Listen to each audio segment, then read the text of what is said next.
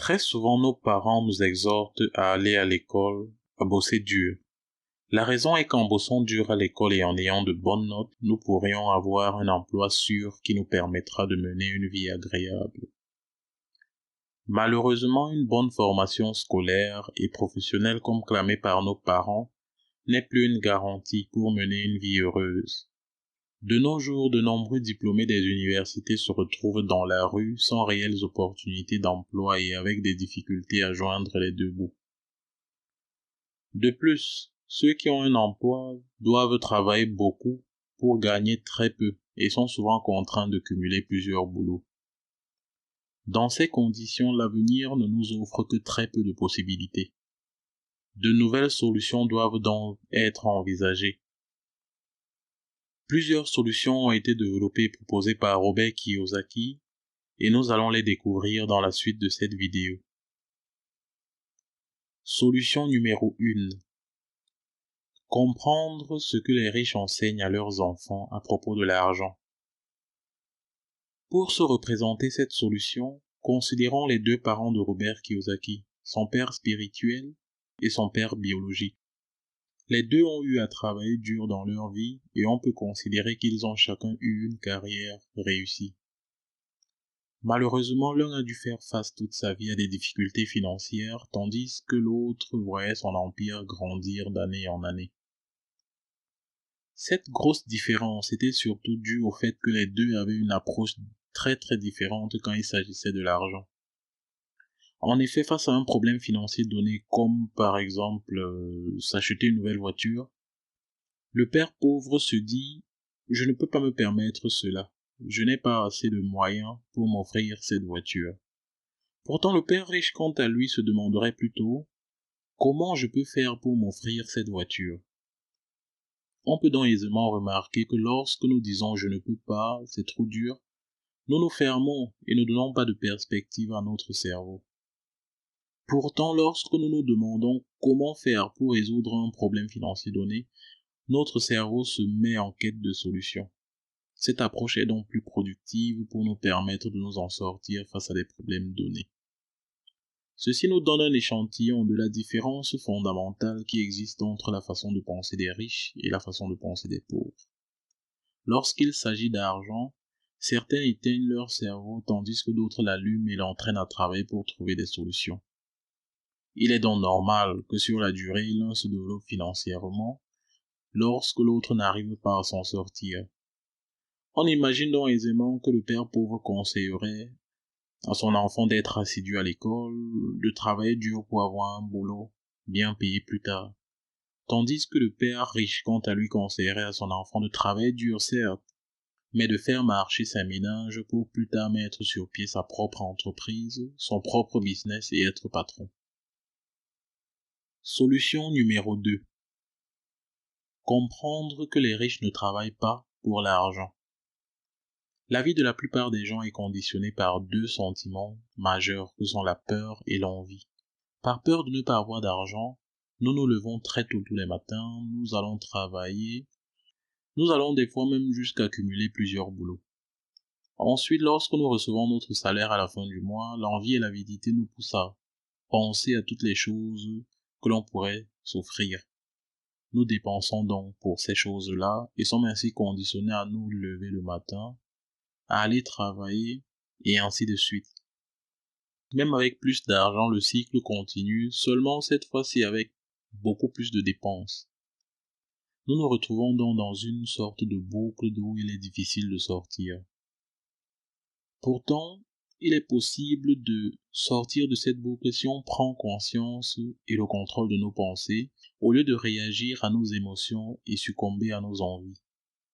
Ainsi, au lieu de juste suivre la routine quotidienne parce qu'on a peur de ne pas pouvoir payer nos factures, il serait plus avisé de nous remettre en question et se demander si notre problème financier serait effectivement résolu en se levant tous les matins, en allant au boulot et en travaillant pour les miettes.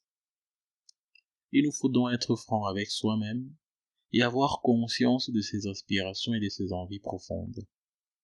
Pour être riche, il ne suffit donc pas seulement d'accumuler beaucoup d'argent. Plus rapidement, on prendra conscience qu'on n'a pas besoin de travailler pour quelqu'un et avoir un salaire, plus facile alors il sera pour nous de sortir de cet engrenage. Utilisez votre cerveau à bon escient et bientôt vous verrez des opportunités s'offrir à vous qui vous conduiront à une indépendance financière totale.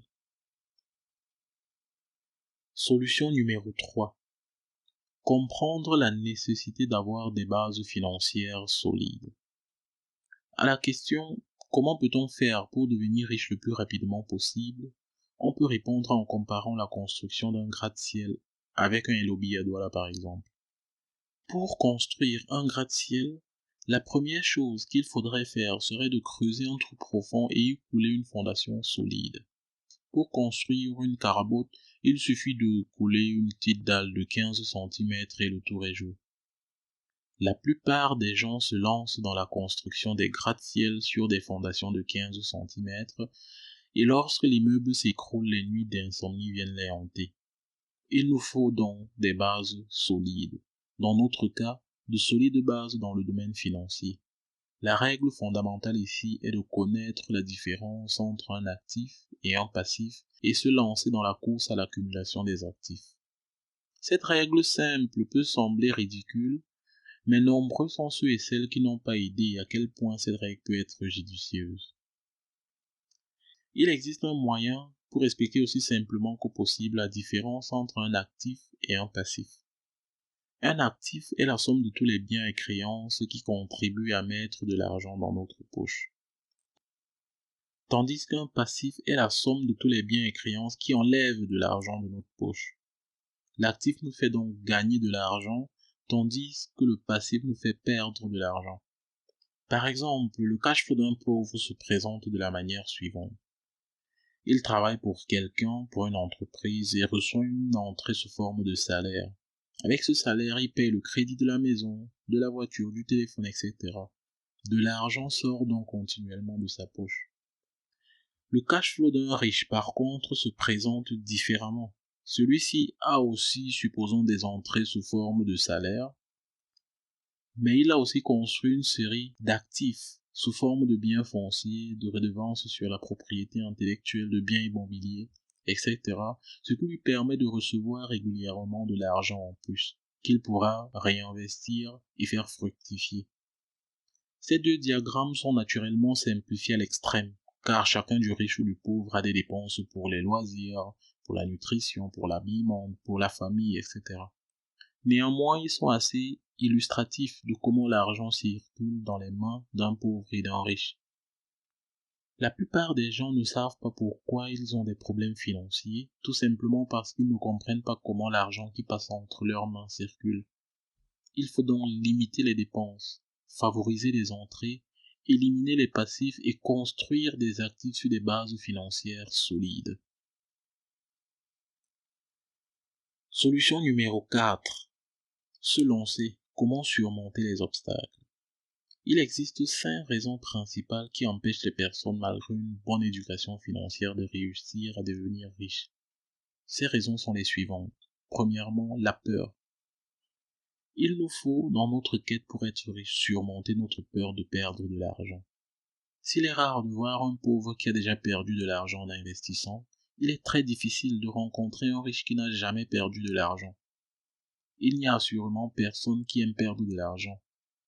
La seule différence est que les riches ne laissent pas la peur de perdre l'argent les stopper. Tous leurs échecs les rendent plus forts. La façon de gérer cette peur de perdre de l'argent fait donc toute la différence. Deuxièmement, la négligence. Généralement, les personnes les plus occupées sont les plus négligentes. Elles ont un emploi de temps tellement chargé qu'elles oublient de s'occuper de leur bien-être financier. D'autres sont tellement occupées qu'ils oublient de prendre soin de leur santé. S'ils ne sont pas occupés par le travail, ce sont les enfants, les loisirs, la télé, les jeux, et pourtant au fond d'eux, ils savent qu'ils cherchent à éviter quelque chose d'important. La solution à ce problème est de développer un peu d'avidité, penser un peu à soi-même, se demander qu'est-ce que cela m'apporte de faire telle ou telle chose, quelle est la plus-value de telle action par rapport à telle autre. Il faut en outre être curieux car la curiosité est le meilleur médicament contre la paresse. Ensuite vient le doute. Nous entretenons tous des doutes, ça c'est sûr. Je ne suis pas assez bon, telle ou telle personne est meilleure que moi. Nos doutes nous paralysent et nous jouons le jeu du qu'arrivera-t-il si? Ou bien ce sont nos proches qui nous lancent des paroles telles que oui, qu'est-ce qui te fait croire que ça va marcher? Si l'idée était si bonne, pourquoi personne ne l'a jamais concrétisée? Ou bien cela ne marchera pas, tu ne sais pas où tu mets les pieds. De telles paroles sont souvent si fortes qu'elles nous empêchent d'agir. Nous nous accrochons à ce à quoi nous sommes habitués, à ce qui est sûr et nous laissons les opportunités nous filer entre les doigts. Pour la plupart des gens, le doute est paralysant. Ensuite vient l'arrogance. L'arrogance, c'est l'ego plus l'ignorance. La plupart des gens cachent leur ignorance derrière l'arrogance. Ce que vous savez peut vous faire gagner de l'argent, ce que vous ne savez pas peut vous en faire perdre. Lorsque vous êtes conscient d'être ignorant dans un domaine, prenez le temps de vous instruire, ou bien demandez de l'aide à un expert, ou tout simplement lisez un livre sur le sujet. Enfin, les mauvaises habitudes. Le père pauvre paye par habitude ses factures en début de mois, après quoi il ne lui reste presque plus rien. Le père riche, par contre, se paye d'abord lui-même, avant de payer ses factures, de telle manière que, s'il ne peut pas payer ses factures après s'être payé, il se trouve obligé de trouver une astuce pour sortir de cette situation et ainsi faire marcher son cerveau. Et c'est comme cela qu'il se met toujours sur pression et grandit financièrement. Solution numéro 5. Lancez-vous. Vos premiers pas. Acquérir la richesse n'est pas facile. Il est certes facile de découvrir d'excellentes idées de business, mais lorsqu'il s'agit de concrétiser ces idées pour gagner de l'argent, la détermination et les hésitations sont des choses très personnelles. Néanmoins, les quelques étapes suivantes pourront être utiles pour développer un potentiel personnel. 1. Il nous faut une raison plus grande que nature. Il faut avoir une solide raison, ce qui nous permettra de rester motivés dans les moments difficiles. Le chemin pour atteindre une indépendance financière sera d'autant plus difficile que la raison qui nous pousse n'est pas assez forte. Deuxièmement, il nous faut choisir quotidiennement. Au quotidien, nous pouvons décider de ce que nous faisons de l'argent qui nous passe par les mains.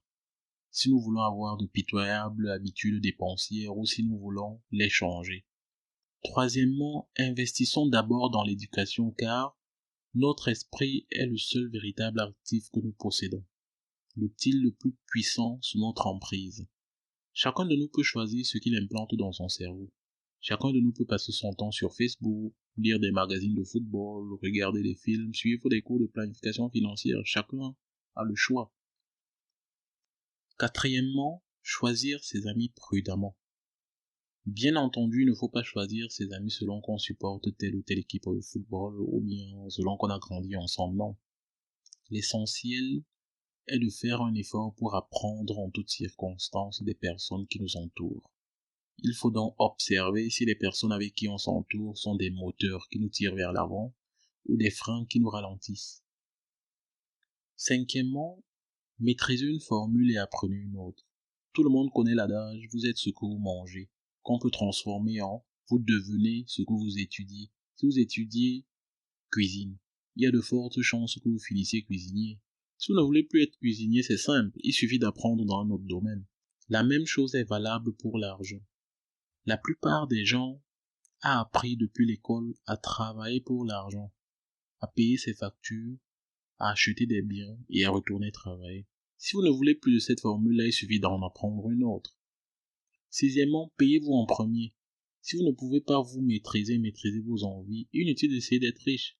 L'autodiscipline est un facteur très important qui distingue les riches des pauvres et de la classe moyenne. Cela n'a aucun sens d'investir, de gagner de l'argent et de gaspiller bêtement.